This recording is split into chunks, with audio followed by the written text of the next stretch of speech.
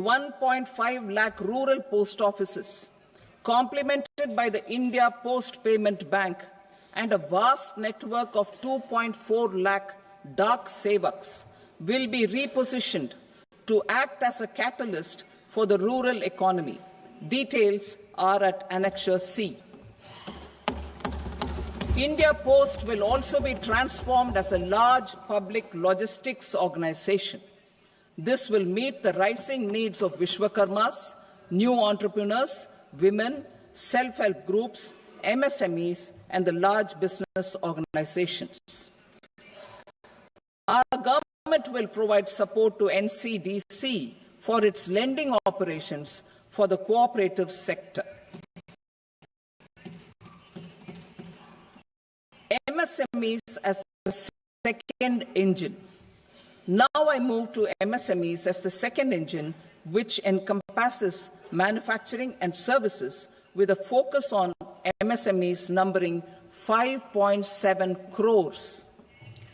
Currently, over 1 crore registered MSMEs, employing 7.5 crore people and generating 36% of our manufacturing, have come together to position India as a global manufacturing hub. With their quality products, these MSMEs are responsible for 45% of our exports.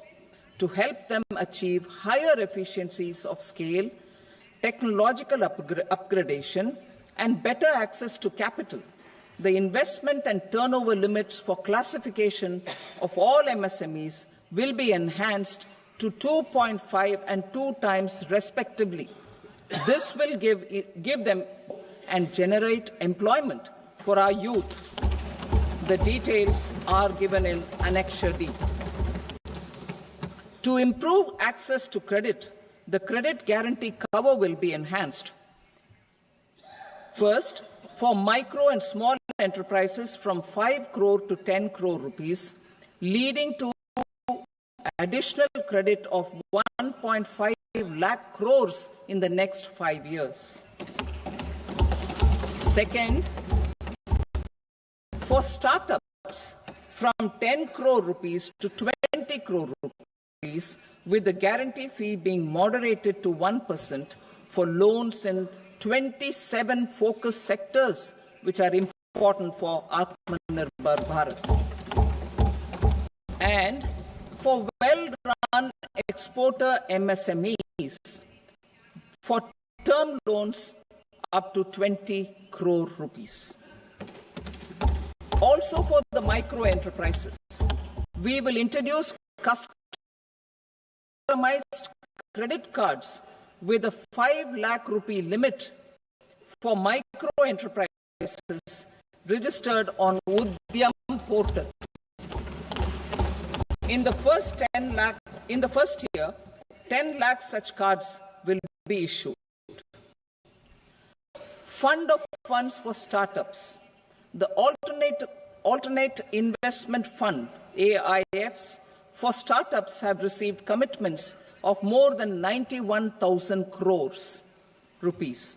These are supported by the fund of funds set up with the Government of India's contribution of 10,000 crore rupees. Now, a new fund of funds with expanded scope and a fresh contribution of another 10,000 crore rupees will be set up.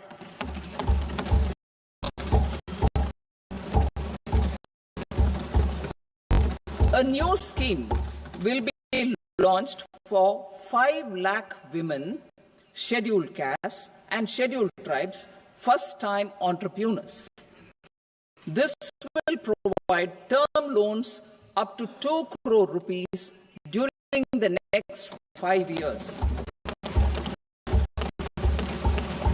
The scheme will incorporate lessons from the successful Stand Up India scheme. Online capacity building for entrepreneurship and managerial skills will also be organized. Measures for labor-intensive sectors. To promote employment and entrepreneurship opportunities in labor-intensive sectors, our government will undertake undertake specific policy and facilitation measures. To enhance the productivity, quality and competitiveness of India's footwear and leather sector, a focused product scheme will be implemented. The scheme will support design capacity, component manufacturing and machinery required for production of non-leather quality footwear, besides the support for leather footwear and products. The scheme is expected to facilitate employment for 22 lakh persons, generate over 4 lakh crore rupees, and exports of over 1.1 lakh crore rupees. Measures for the toys sector. Building on the National Action Plan for Toys, we will implement a scheme to make India a global hub for toys. The scheme will focus on development of clusters, skills, and a manufacturing ecosystem that will create high-quality, unique, innovative, and sustainable toys that will represent the Made in India brand. Support for food processing. In line with our commitment towards Purvodaya, we will establish a National Institute of Food Technology, Entrepreneurship and Management in Bihar. The institute will provide a strong fillip to food processing activities in the entire eastern region. This will result in 1. Enhanced income for the farmers through value addition to their produce, and 2. Skilling entrepreneurship and employment opportunities for the youth. Manufacturing mission, furthering Make in India. Our government will set up a national manufacturing mission covering small, medium and large industries for furthering Make in India by providing policy support, execution roadmaps, governance and monitoring framework for central ministries and states. Details are in Annexure E. Given our commitment to climate-friendly development, the mission will also support clean tech manufacturing. This will aim to improve domestic value addition and build our ecosystem for solar PV cells, EV batteries, motors and controllers, electrolyzers, wind turbines, very high voltage transmission equipment and grid-scale batteries. Investment as the third engine. Now I move to investment as the third engine, which encompasses investing in people, investing in the economy, and investing in innovation. Investing in people. Saksham Anganwadi and Poshan 2.0. Saksham Anganwadi and Poshan 2.0 program provides nutritional support to more than 8 crore children, 1 crore pregnant women and lactating mothers all over the country, and about 20 lakh adolescent girls in aspirational districts and the Northeast region. The cost norms for these nutritional support will be enhanced appropriately. Atal Tinkering Labs.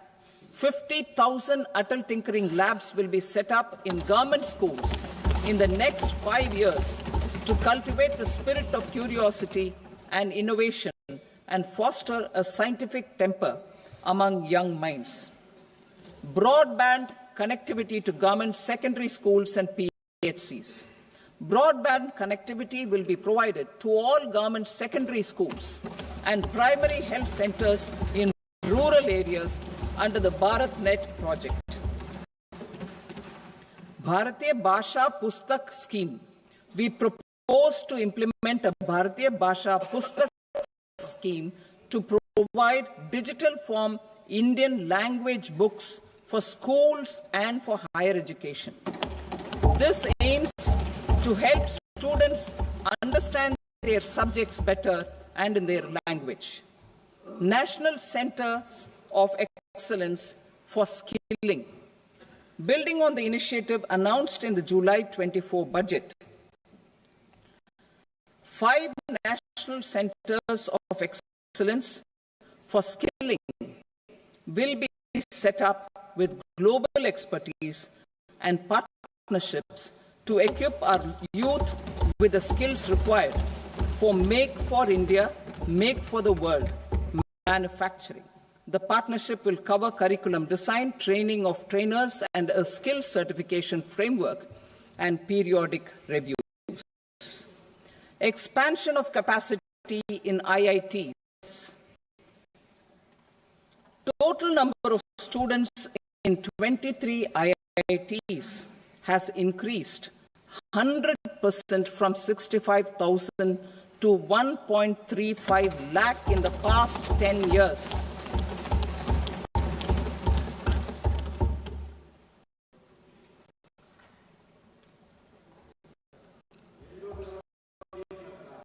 Additional infrastructure will be created in the 5 IITs started after 2014 to facilitate education for 6,500 more students.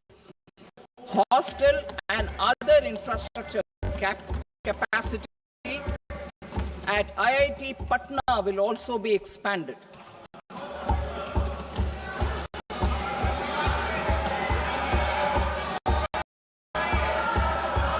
Center of Excellence.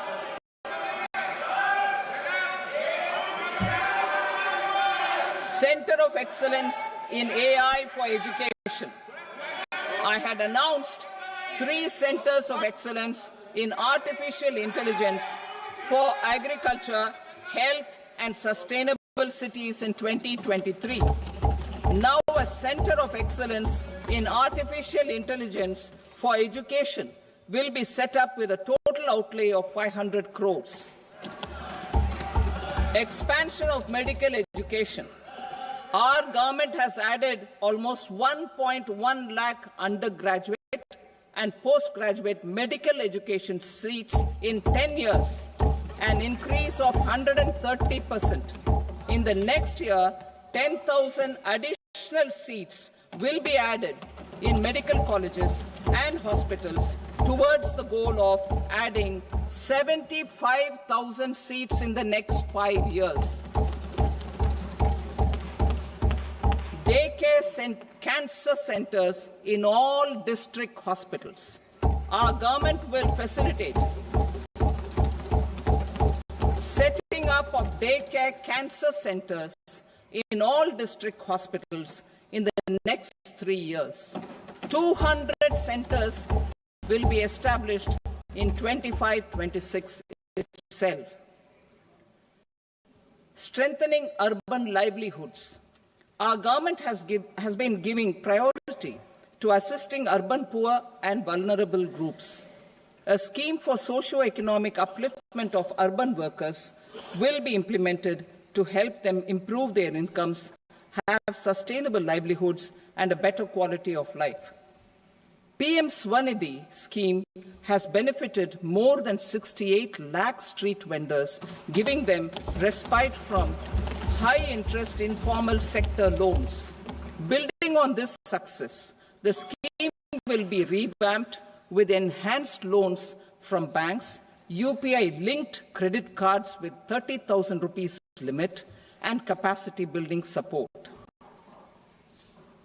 Social Security Scheme for welfare of online platform workers. Gig workers of online platforms provide great dynamism to the new age services economy. Recognizing their contribution, our government will arrange for their identity cards and registration on the e-Shram portal. They will be provided health care under PM Jan Arogya Yojana. This measure is likely to assist nearly 1 crore gig workers.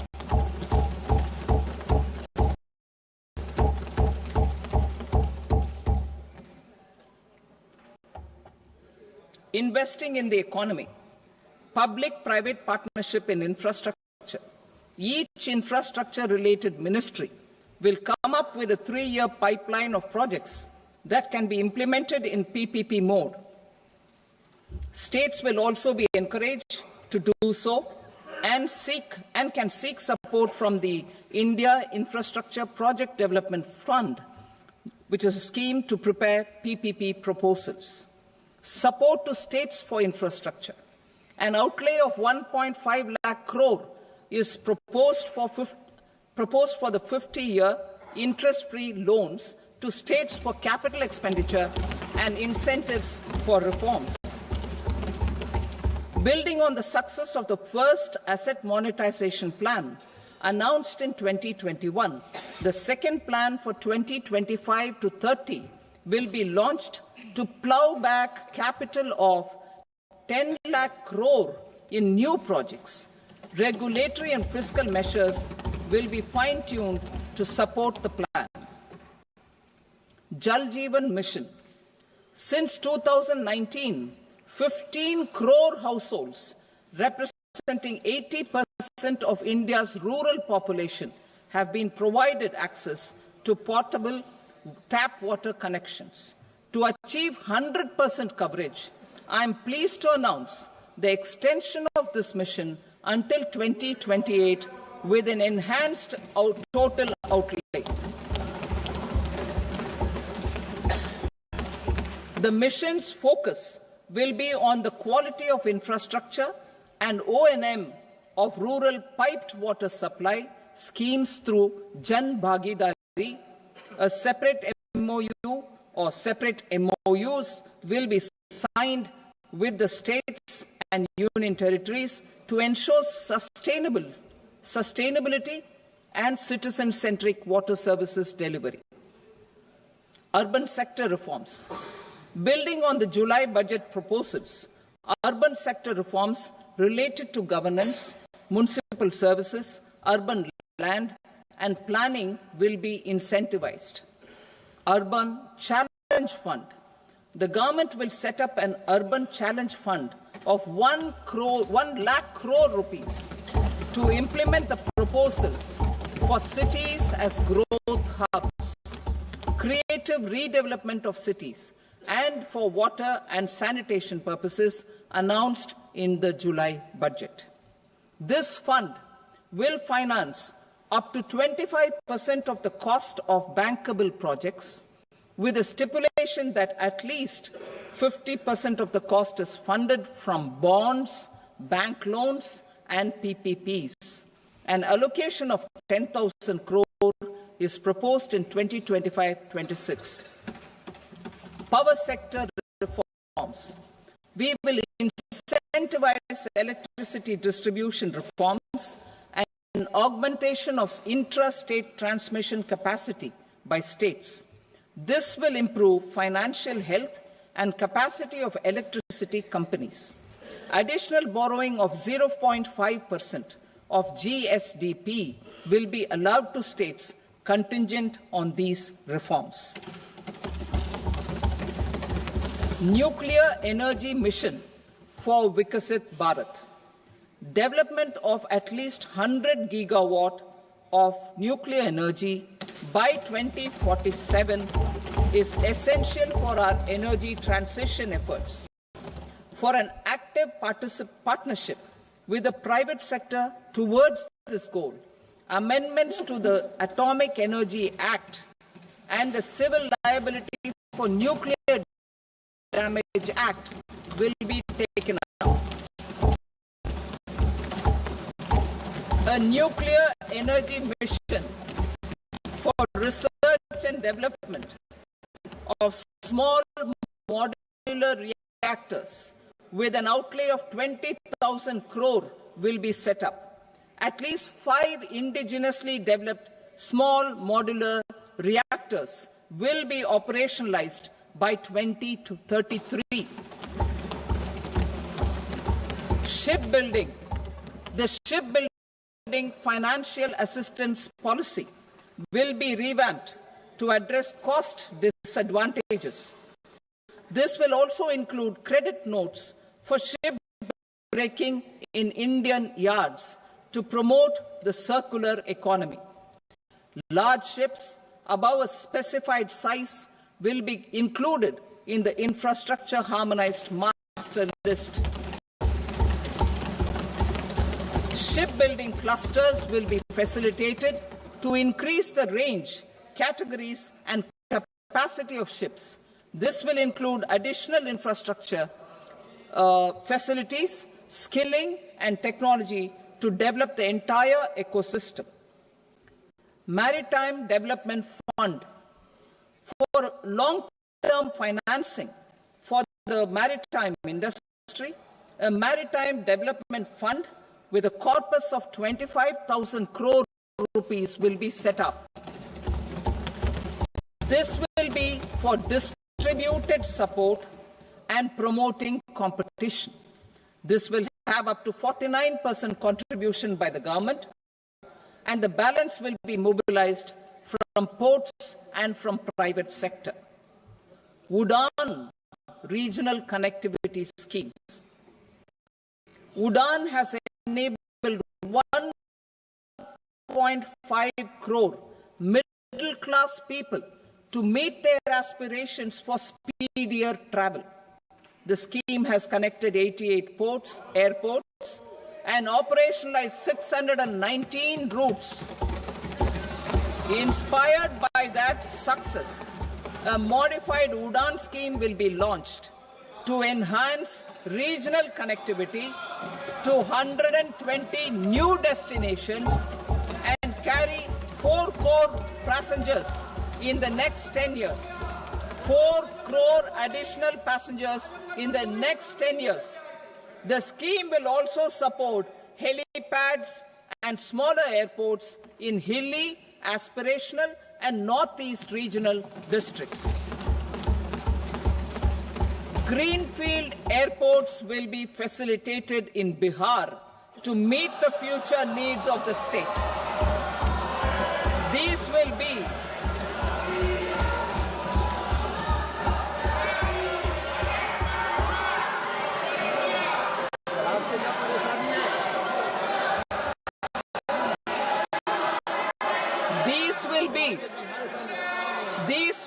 in addition to the expansion of the capacity of Patna Airport and a brownfield airport in Beta. Western Kosi Canal project in Mithilanchal. Financial support will be provided for the Western Kosi Canal ERM project, benefiting a large number of farmers cultivating over 50,000 hectares of land in the Mithilanchal region of Bihar. Mining sector reforms. Mining sector reforms, including those for minor minerals, will be encouraged through sharing of best practices and institutions of a state mining index. A policy for recovery of critical minerals from tailings will be brought out. Under the special window for affordable and mid-income housing, SWAMI, 50,000 dwelling units in stressed housing projects have been completed and keys handed over to home buyers. Another 40,000 units will be completed in 2025, further helping middle-class families who were paying EMIs on loans taken for apartments while also paying rent for their current dwellings. Building on this success, SWAMI Fund 2 will be established as a blended finance facility with contribution from the government, banks and private investors. This fund of 15,000 crore rupees will aim for expeditious completion of another 1 lakh units. PM Gati Shakti data for private sector.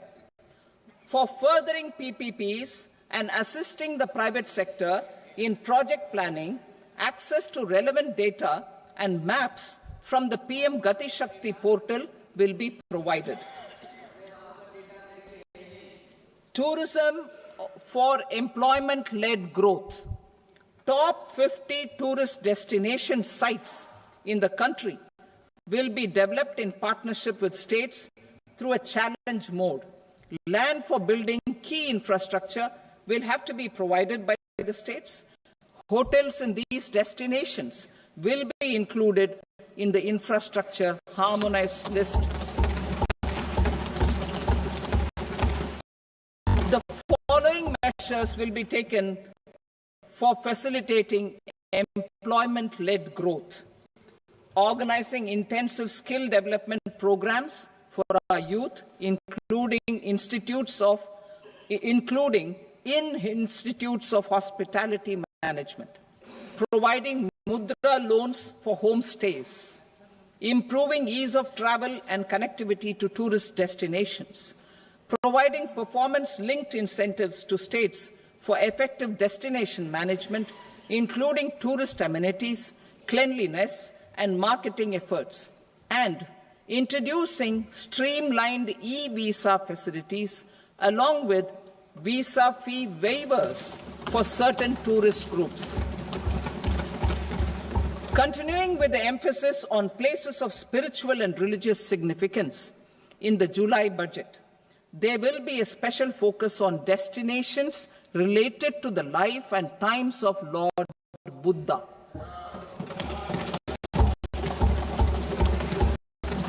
Medical tourism and heal in India. Medical tourism and heal in India will be promoted in partnership with the private sector, along with capacity building and easier visa norms. Investing in innovation.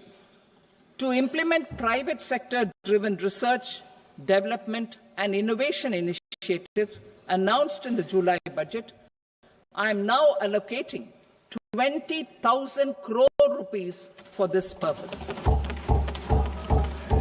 A deep tech fund of funds will also be explored to catalyze the next generation startups as a part of this initiative.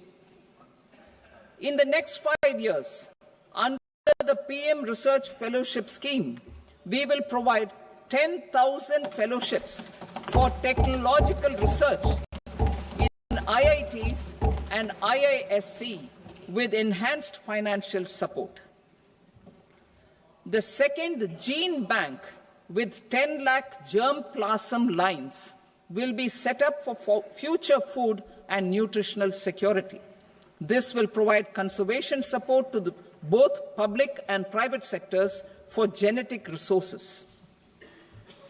We will start a national geospatial mission to develop foundational geospatial infrastructure and data. Using PM Gati Shakti, this mission will facilitate modernization of land records, urban planning, and design of infrastructure projects.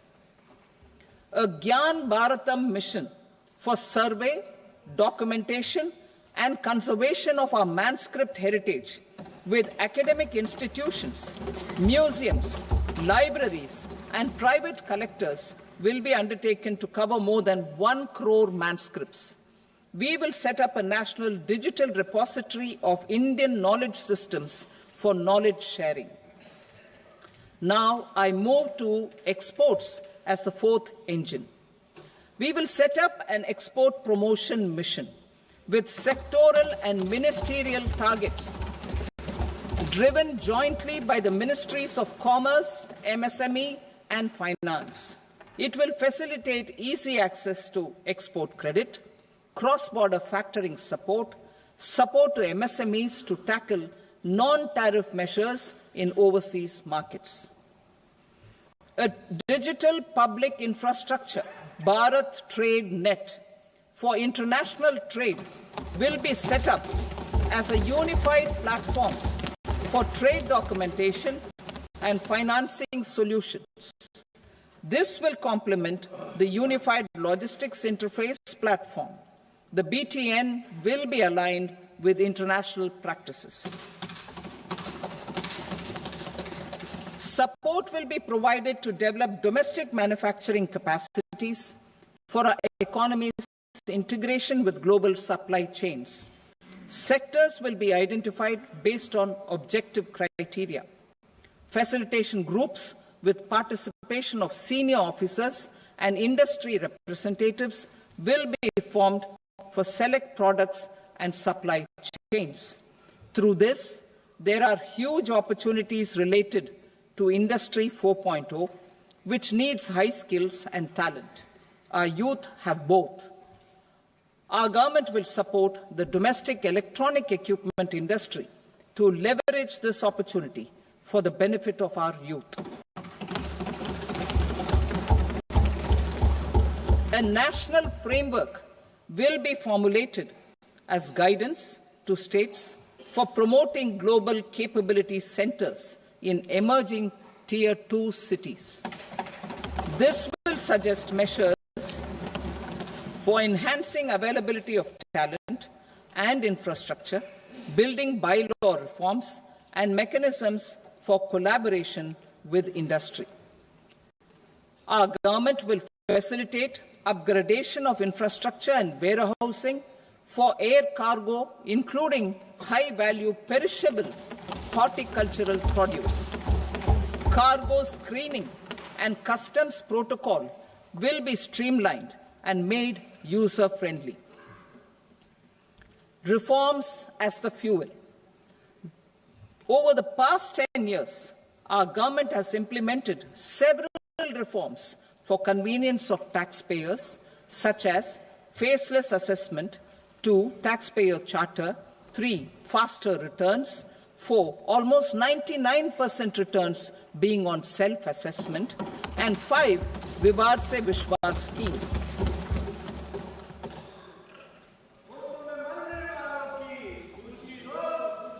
Continuing these efforts, I reaffirm the commitment of the Tax Department to trust first, scrutinize later.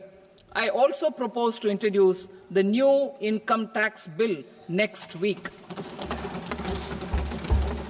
I will detail the indirect tax reforms and changes in direct taxes in Part B. Financial sector reforms. The FDI limit for the insurance sector will be raised from 74 to 100%. This enhanced limit will be available for those companies which invest the entire premium in India. The current guardrails and conditionalities associated with foreign investment will be reviewed and simplified. The services of India Post Payment Bank will be deepened and expanded in rural areas. NABFID will set up a partial credit enhancement facility for corporate bonds for infrastructure. Public sector banks will develop Grameen Credit Score Framework to serve the credit needs of SHG members and people in rural areas. A forum for regulatory coordination and development of pension products will be set up. To implement the earlier announcement on simplifying the KYC processes, the revamped Central KYC Registry will be rolled out in 2025. We will also implement a streamlined system for periodic updating. Requirements and procedures for speedy approval of company mergers will be rationalized. The scope for fast-track mergers will also be widened and the process made simpler. As proposed in the interim budget, we signed bilateral investment treaties with 2 countries in 2024 to encourage sustained foreign investment, and in the spirit of First Develop India, the current model BIT will be revamped and made more investor-friendly. In the last 10 years, in several aspects, including financial and non-financial, our government has demonstrated a steadfast commitment to ease of doing business. We are determined to ensure that our regulations must keep up with technological innovations and global policy developments. A light-touch regulatory framework based on principles and trust will unleash productivity and employment. Through this framework, we will update regulations that were made under old laws. To develop this modern, flexible, people-friendly and trust-based regulatory framework appropriate for the 21st century, I propose 4 specific measures. A high-level committee for regulatory reforms will be set up for a review of all non-financial sector regulations, certifications, licenses and permissions. The committee will be expected to make recommendations within a year. The objective is to strengthen trust-based economic governance and take transformational measures to enhance ease of doing business, especially in matters of inspection and compliances. States will be encouraged to join in this endeavour. An investment friendliness index of states will be launched in 2025 to further the spirit of competitive, cooperative federalism. Under the Financial Stability and Development Council, a mechanism will be set up to evaluate impact of the current financial regulations and subsidiary instructions. It will also formulate a framework to enhance their responsiveness and development of the financial sector. In the Jan Vishwas Act 2023, more than 180 legal provisions were decriminalized. Our government will now bring up the Jan Vishwas Bill 2.0 to decriminalize more than 100 provisions in various laws. I now move to fiscal policy. In the July budget, I had committed to staying the course for fiscal consolidation. Our endeavour will be to keep the fiscal deficit each year such that central government debt remains on a declining path as a percentage of the GDP. The roadmap for the next 6 years has been detailed in the FRBM statement. Revised estimates for 2024-25. The revised estimate of the total receipts other than borrowings is 31.47 lakh crore rupees, of which the net tax receipts are 25.57 lakh crore rupees. The revised estimate of the total expenditure is 47.16 lakh crore rupees, of which the capital expenditure is about 10.18 lakh crore rupees. The revised estimate of the fiscal deficit is 4.8% of the GDP. Budget estimates for 25-26. Coming to 25-26, the total receipts other than borrowings and total expenditure are estimated at 34.96 lakh crore rupees and 50.65 lakh crore rupees respectively. The net tax receipts are estimated at 28.37 lakh crore rupees. The fiscal deficit is estimated to be 4.4% of GDP. To finance the fiscal deficit, the net market borrowings from dated securities are estimated at 11.54 lakh crore. The balance financing is expected to come from small savings and other sources. The gross market borrowings are estimated at 14.82 lakh crore rupees. I will now move to Part B.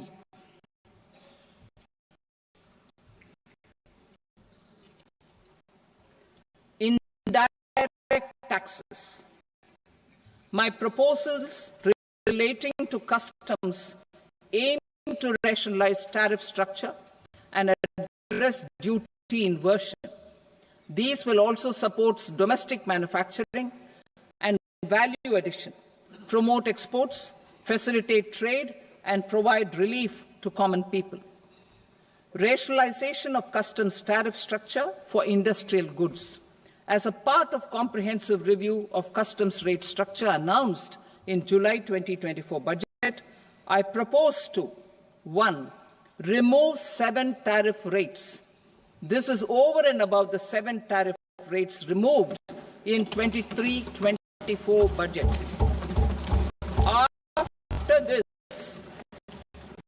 After this, there will be only 8 remaining tariff rates, including zero rate.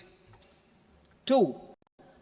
Apply appropriate cess to broadly maintain effective duty incidence, except on a few items where such incidence will reduce marginally.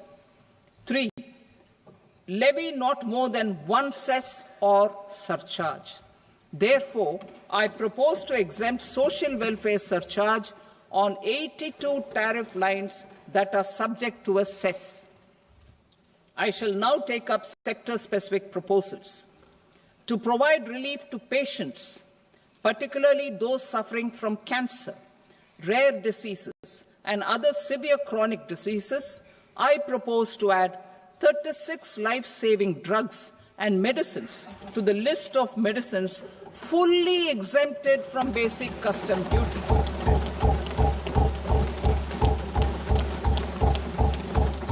I also propose to add 6 life-saving medicines to the list attracting concessional custom duty of 5%. Full exemption and concessional duty will also respectively apply on the bulk drugs for manufacture of the above. Specified drugs and medicines under patient assistance programs run by the pharmaceutical companies are fully exempt from BCD, provided the medicines are supplied free of cost to the patients.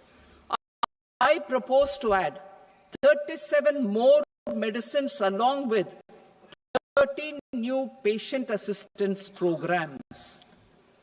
Support to domestic manufacturing and value addition. Critical minerals. In the July 2024 budget, I had fully exempted BCD on 25 critical minerals that are not domestically available.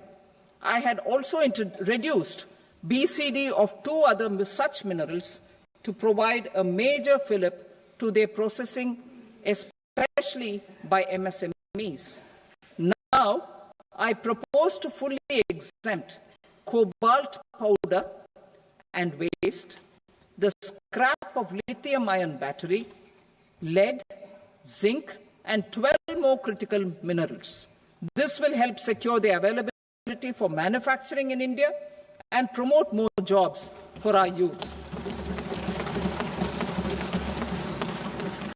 To promote domestic production of technical textile products such as agro-textiles, medical textiles, and geotextiles at competitive prices, I propose to add 2 more types of shuttle-less looms to the list of fully exempted textile machinery.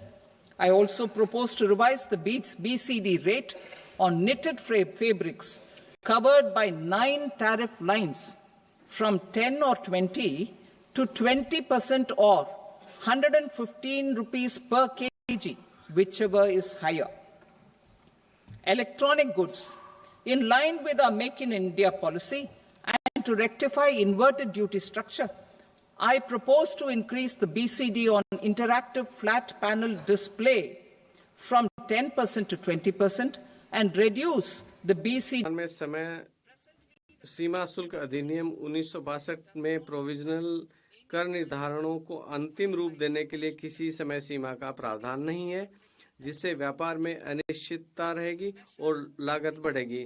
व्यवसाय करने की सुगमता को बढ़ावा देने के उपाय के रूप में मैं प्रोविजनल कर निर्धारण को अंतिम रूप देने के लिए 2 वर्षों की समय सीमा तय करने का प्रस्ताव करती हूं, जिससे 1 वर्ष के लिए बढ़ाया जा सकता है।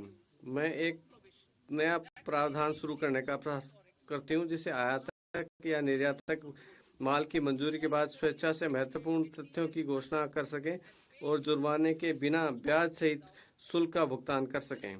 इससे स्वैच्छिक अनुपालन को प्रोत्साहन मिलेगा। तथापि ये प्रावधान उन मामलों पर लागू नहीं होगा जिनमें विभाग पहले ही लेखा परीक्षा या अन्वेषण कार्रवाई शुरू कर चुका है।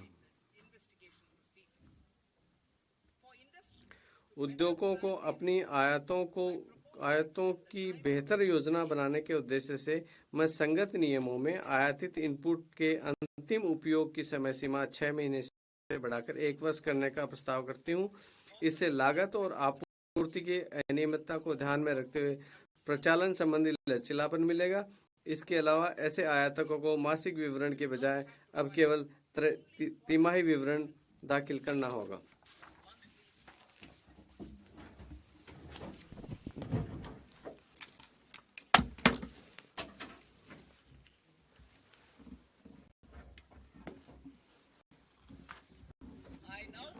अब मैं अपने प्रत्यक्ष कर प्रस्तावों पर आती हूँ।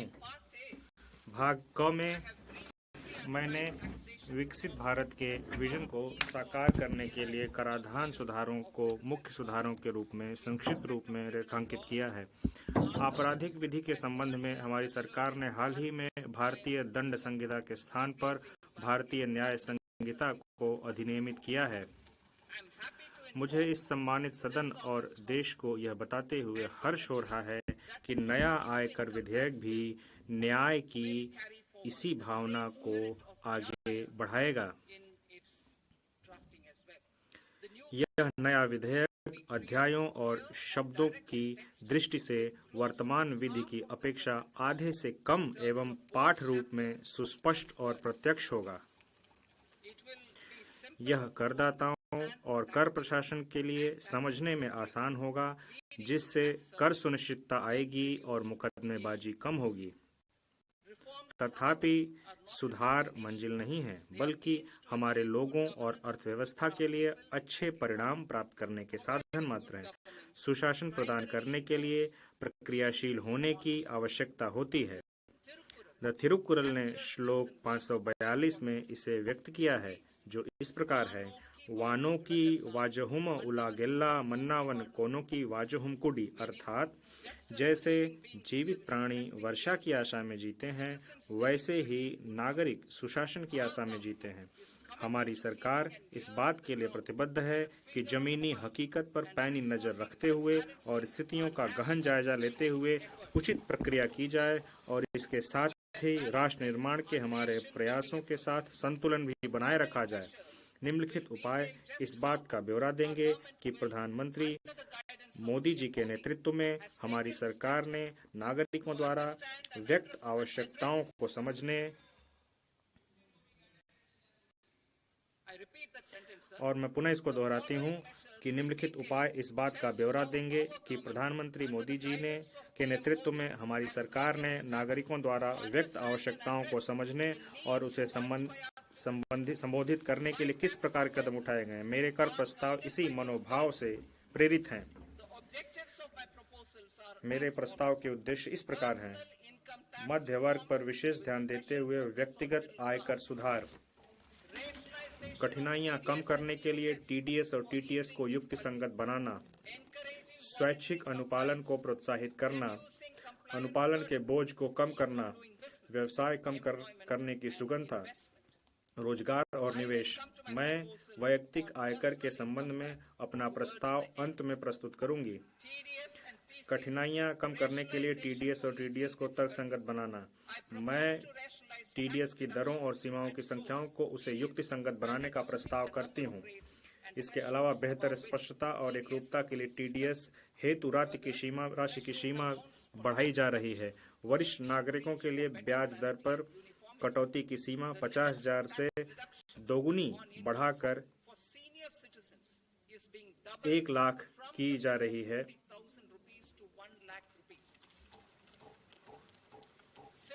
इसी प्रकार किराए पर टीडीएस के लिए वार्षिक सीमा जो कि 2.40 लाख से बढ़ाकर 6 लाख कर दी गई है। इससे टीडीएस देयता वाले लेन देनों की संख्या में भारी कमी आएगी और भुगतान पाने वाले छोटे करदाता लाभान्वित होंगे। भारतीय रिजर्व बैंक की उदारीकृत धन संप्रेषण स्कीम के अंतर्गत धन संप्रेषणों पर टीसीएस की सीमा को 7 लाख से बढ़ाकर 10 लाख कर दिया गया है। मैं शिक्षा प्रयोजनों के लिए उन धन धन संप्रेषणों पर टीसीएस को हटाने का प्रस्ताव भी करती हूं, जहां ऐसे धन संप्रेषण निर्दिष्ट वित्तीय संस्था से लिए गए ऋण से हों। माल बिक्री से जुड़े हुए किसी भी लेन देन पर टीडीएस और टीसीएस दोनों लागू किए जा रहे हैं।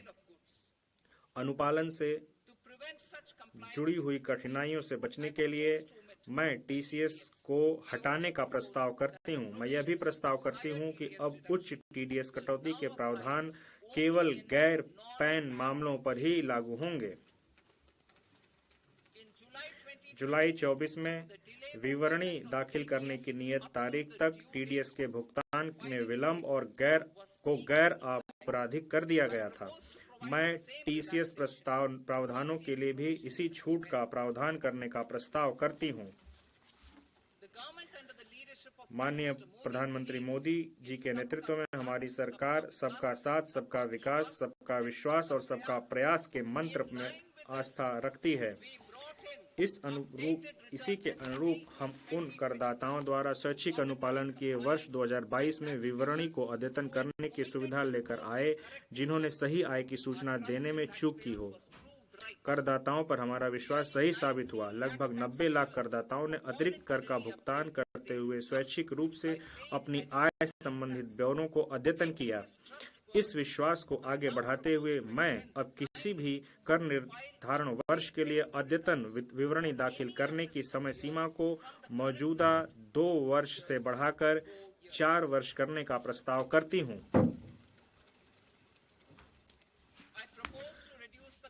मैं छोटे धर्मार्थ न्यास संस्थानों की पंजीकरण की अवधि को बढ़ाकर 5 वर्ष से 10 वर्ष करके ऐसी संस्थाओं के अनुपालन संबंधी बोझ को कम करने का प्रस्ताव करती हूं। यह भी प्रस्ताव किया जाता है कि धर्मार्थ संस्थाओं द्वारा अपूर्ण आवेदनों को दाखिल किए जाने जैसी छोटी चूक के अत्यधिक गंभीर परिणाम न हों। वर्तमान में करदाता कतिपय शर्तों को पूरा करके ही अपने स्वामित्व वाली संपत्तियों के लिए शून्य वार्षिक मूल्य का दावा कर सकते हैं। करदाताओं को हो रही कठिनाइयों को देखते हुए बिना शर्त के ऐसी 2 संपत्तियों के लाभ की अनुमति प्रदान करने का प्रस्ताव किया जाता है। मैं अंतरण मूल्य की प्रक्रिया को कारगर बनाने और वार्षिक जांच का एक विकल्प मुहैया कराने हेतु 3 वर्षों की ब्लॉक अवधि के लिए अंतर्राष्ट्रीय लेन देन के मामलों में आर्म्स लेंथ मूल्य निर्धारण करने हेतु एक योजना शुरू करने का प्रस्ताव करती हूं। यह योजना सर्वोत्तम वैश्विक पद्धतियों के अनुरूप होगी। अंतर्राष्ट्रीय कराधान में विवादों को कम करने और निश्चितता को बनाए रखने की दृष्टि से सेफ हार्बर नियमों के दायरे को विस्तार किया जा रहा है। वर्तमान में अनेक वरिष्ठ और अति वरिष्ठ नागरिकों के पास बहुत पुराने एनएसएस खाते हैं। चूंकि ऐसे खातों पर अब कोई ब्याज देय नहीं है, अतः मैं 29 अगस्त 2024 को या उसके पश्चात व्यक्तियों द्वारा राष्ट्रीय बचत स्कीम को किए गए आहरण पर छूट प्रदान करने का प्रस्ताव करती हूं। मैं एनपीएस वात्सल्य खातों के लिए भी ऐसी ही व्यवस्था का प्रस्ताव करती हूं, जैसे कि समग्र सीमाओं के अध्ययन सामान्य एनपीएस खातों के लिए उपलब्ध है। जुलाई 2024 में मेरे भाषण में मैंने वचन दिया था कि अपीलीय आदेशों को प्रभावी करने सहित सभी प्रक्रियाओं को अगले 2 वर्षों में डिजिटलाइज करते हुए इन्हें कागज रहित कर दिया जाएगा। मुझे यह घोषणा करते हुए प्रसन्नता हो रही है कि डिजिटलीकरण को क्रियाशील किया जा रहा है। जुलाई 2024 में हम अपील में लंबित आयकर विवादों के समाधान के लिए विवाद से विश्वास स्कीम लेकर आए थे। इस स्कीम को बहुत अच्छी प्रतिक्रिया मिली और लगभग 33,000 करदाताओं ने अपने विवादों के समाधान के लिए इस स्कीम का लाभ उठाने का प्रस्ताव किया है। निवेश और रोजगार बढ़ाने के लिए मेरे पास कुछ प्रस्ताव हैं। उन अनिवासियों के लिए प्रकल्पित कराधान व्यवस्था का प्रस्ताव किया जाता है जो ऐसे निवासी कंपनियों को सेवाएं प्रदान करते हैं जो इलेक्ट्रॉनिक विनिर्माण सुविधा स्थापित या संचालित करती हैं। इसके अलावा मैं उन अनिवासियों की कर निश्चितता के लिए एक सेफ हार्बर शुरू करने का प्रयास करती हूं प्रस्ताव करती हूं जो निर्दिष्ट इलेक्ट्रॉनिकी विनिर्माण इकाइयों को आपूर्ति के लिए घटकों का भंडारण करते हैं। वर्तमान में टन भार कर स्कीम केवल समुद्र में जाने वाले जहाजों के लिए उपलब्ध है। देश में अंतर्देशीय जल परिवहन को बढ़ावा देने के लिए मौजूदा टन भार कर स्कीम के लाभों को भारतीय जलयान अधिनियम 2021 के अंतर्गत पंजीकृत अंतर्देशीय जलयानों के लिए भी विस्तारित करने का प्रस्ताव किया जाता है। हम भारतीय स्टार्टअप को सहायता जारी रख रहे हैं। मैं 5 वर्षों तक निगमन की अवधि का विस्तार करने का प्रस्ताव करती हूं ताकि स्टार्टअप को उपलब्ध लाभों को 1/4/2030 से पहले निगमित होने वाले स्टार्टअप को प्रदान किया जा सके। IFSC में अतिरिक्त कार्यकलापों को आकर्षित और प्रोत्साहित करने के लिए मैं अन्य बातों के साथ साथ IFSC में स्थापित जलयान लीजिंग इकाइयों, बीमा कार्यालयों, वैश्विक कंपनियों के ट्रेजरी केंद्रों के लिए विशिष्ट लाभों का प्रस्ताव कर रही हूं। इसके अलावा IFSC में प्रारंभ करने की निर्णायक तारीख को भी लाभ का दावा करने के लिए 5 वर्षों तक बढ़ाकर 31/3/2030 तक कर दिया गया है। श्रेणी 1 और श्रेणी 2 AIF अवसंरचना और ऐसे ही अन्य क्षेत्रों में निवेश कर रही है। मैं इन निकायों को प्रतिभूतियों से होने वाले लाभों पर कराधान की निश्चितता प्रदान करने का प्रस्ताव करती हूँ। सॉवरेन धन निधियों और पेंशन निधियों द्वारा अवसंरचना के क्षेत्र में वित्त पोषण को बढ़ावा देने के लिए मैं निवेश की तारीख को 5 वर्ष से बढ़ाकर 31 मार्च 2030 तक बढ़ाने का प्रस्ताव करती हूँ।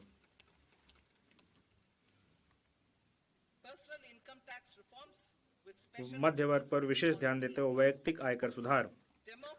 विकसित भारत की ओर हमारी यात्रा में लोकतंत्र, जननांगिकी और मांग हमारे मुख्य सहायक स्तंभ हैं।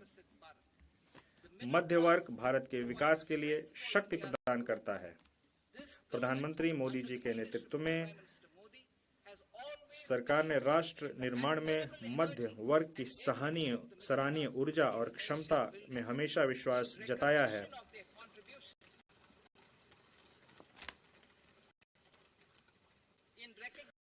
उनके योगदान को देखते हुए हमने उनके कर के बोझ को समय समय पर कम किया है। 2014 के बाद तुरंत शून्य कर स्लैब को बढ़ाकर 2.5 लाख कर दिया गया था, जिसे 2019 में बढ़ाकर 5 लाख कर दिया गया, 2023 में 7 लाख कर दिया गया। यह मध्य वर्ग की करदाताओं पर हमारी सरकार के विश्वास को दर्शाता है। मुझे अब यह घोषणा करते हुए प्रसन्नता हो रही है कि नई कर व्यवस्था के अंतर्गत 12 लाख तक की आय अर्थात विशिष्ट दर आय जैसे पूंजीगत लाभ को छोड़कर 1 लाख प्रतिमाह की औसत पर कोई आयकर देय नहीं होगा।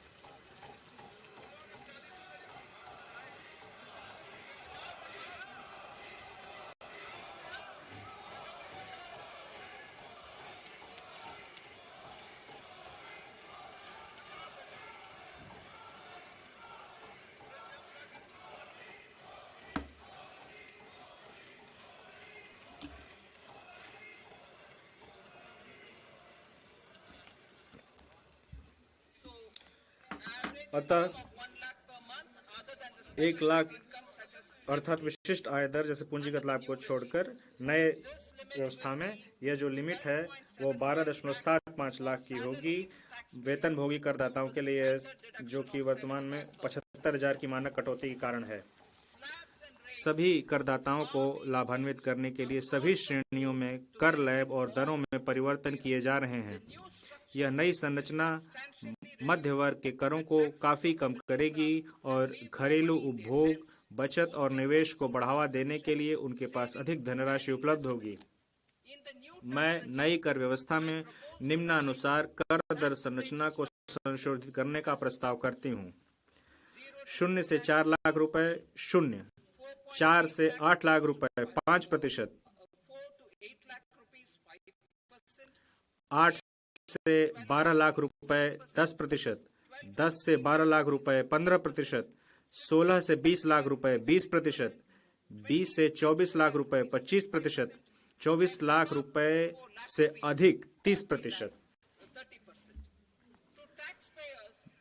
12 लाख तक की आय वाले करदाताओं के लिए विशिष्ट आय दर को छोड़कर, जैसे कैपिटल गेन स्लैब, मैं फिर से पढ़ती हूँ, 12 लाख तक की आय वाले करदाताओं के लिए विशिष्ट आय दर को छोड़कर, जैसे कैपिटल गेन, जो स्लैब दर में कटौती के कारण होने वाले लाभ के अलावा कर में छूट इस ढंग से प्रदान की जा रही है कि उनके द्वारा कर का कोई भुगतान नहीं किया जाएगा।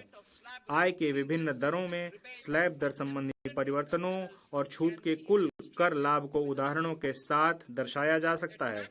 नई कर व्यवस्था में 12 लाख की आय वाले करदाता को कर में 80,000 रुपए का लाभ होगा, जो कि पुरानी कर दरों के अनुसार उसके देय कर का 100% होगा।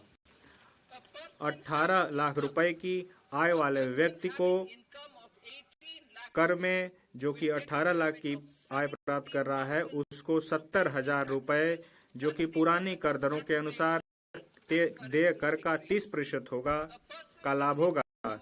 जो 25 लाख की आय वाले व्यक्ति को 1,10,000 रुपए, जो कि पुरानी कर दरों के अनुसार 25% का होगा, का लाभ होगा।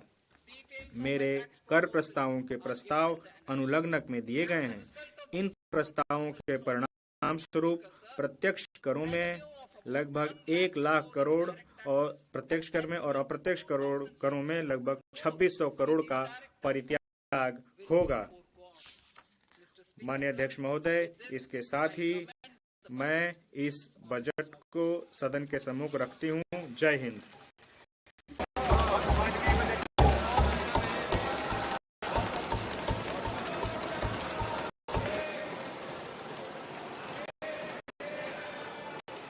Item number 2, Shrimati Nirmala Sitharaman. Sir, आपकी अनुमति से मैं निम्नलिखित सदन बजट के सत्र हाउस के पदन पर रखती हूँ। बजट प्रबंधन अधिनियम 2030 का फिस्कल पॉलिसी स्ट्रेटजी स्टेटमेंट और micro economic framework statement. Item number 3, Sitharaman ji महोदय, मैं आपकी अनुमति से मैं यह प्रस्ताव करती हूँ कि वित्त विधेयक 2025 को सदन के सम्मुख लाया जाए। पुनर्स्थापित करने की अनुमति प्रदान की जाए। जो सदस्य इसके पक्ष में हाँ कहें, जो सदस्य विरोध में ना कहें। मेरे विचार में निर्णय हाँ वालों के पक्ष में हुआ। हाँ वालों के पक्ष में अनुमति प्रदान की जाती है। माननीय मंत्री जी, अब विधेयक को पुनर्स्थापित करें। मैं विधेयक पुनर्स्थापित करती हूँ। सभा की कार्रवाई सोमवार दिनांक 3 फरवरी 2025 को प्राप्त 11 बजे तक के लिए स्थगित की जाती है।